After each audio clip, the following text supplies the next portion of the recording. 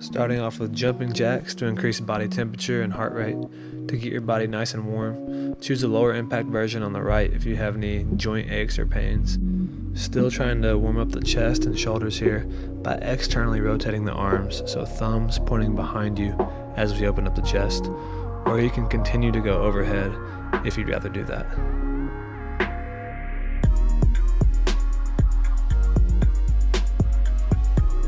In a quadruped position, stack your shoulders over your hands and hips stacked over the knees.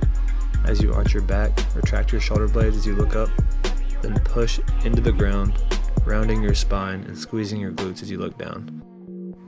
Maintain a neutral spine or plank position if you feel any pain or burning during Cobra or spinal extension. If not, try to keep the front of your hips on the ground while in the Cobra position. From there, push back into plank, then downward dog. Try to maintain a straight line from your tailbone to your hands. And if you find your hamstrings are too tight, to keep them straight here, bend them slightly, but keep your arms locked and push your head through your arms to open up your chest, shoulders, and lats. You may also want to widen your hand placement to lessen the arch in your spine during the Cobra.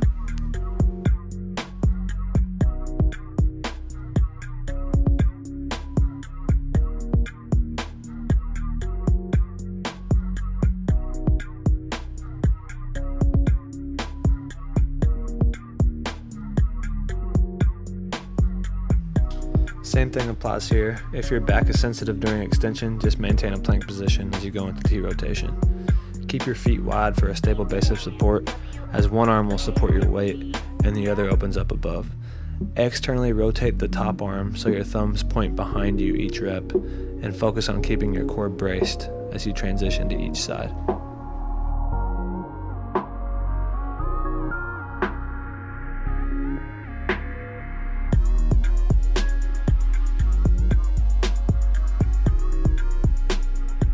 Lie flat with your arms extended at about shoulder height to maintain balance throughout this drill.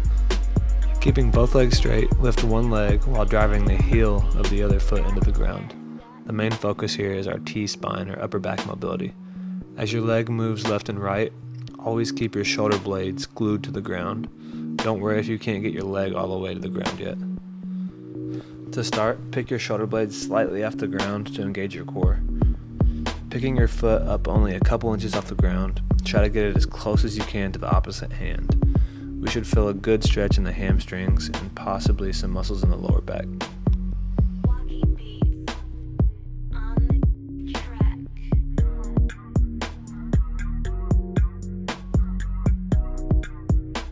Starting off on your stomach, try to keep your neck in a neutral position with arms fully extended. The main focus here is the small intrinsic muscles of the upper back, lower traps, and rotator cuff, so try not to get any motion from the upper body here, only movement from your arms. These muscles are often underactive, so it may be hard to find much range of motion here, but you will get better over time. For the T's, keep your arms right below shoulder level, fully extended and externally rotated so your thumbs are pointing towards the ceiling. Squeeze your shoulder blades at the top of each rep. Just like the previous exercises, try to tuck your tailbone down or posteriorly tilt your pelvis and engage your glutes so you're not tempted to arch during this drill. We want to strengthen our shoulders' ability to internally and externally rotate, so keep your hands as high as possible throughout the whole movement. On the way down, you will internally rotate where the palms are facing up, then on the way up, externally rotate so your palms come together. If you lack rotator cuff strength and mobility, you may find yourself wanting to arch here. Try to maintain that neutral spine even if you can barely get your hands off the ground. The more you practice, the better you'll get.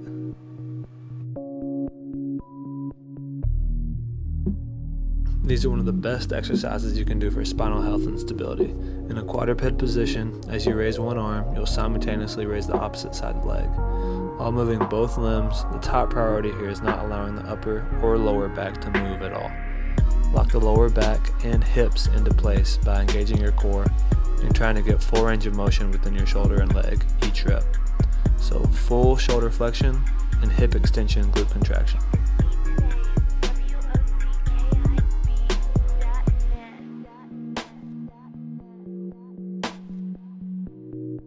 Squat mechanics are the same as a regular squat, but having our arms overhead will activate muscles in our shoulders and upper back and lower traps.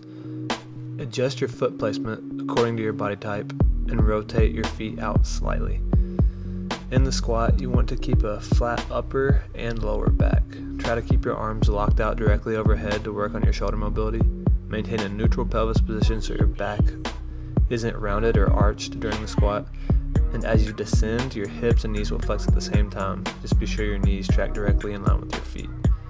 Get as much depth as possible without allowing your heels to come off the ground. And if you feel it necessary, place some books or 10-pound plates underneath your heels so ankle mobility isn't a limiting factor. If it's your hips that are stopping you from reaching depth, don't force the range of motion, challenge it slightly, and range of motion will gradually improve over time. For the push-up hold, try to keep your glutes, quads, and core engaged without overly arching the low back. We don't want our hand placement out too wide or too narrow. Right in between those two at about 45-degree angle is perfect. From there, push yourself up a couple inches and hold. Drop to your knees and hold there, or you can even incline your body up higher by using a bench, couch, or wall to scale this exercise to your current level.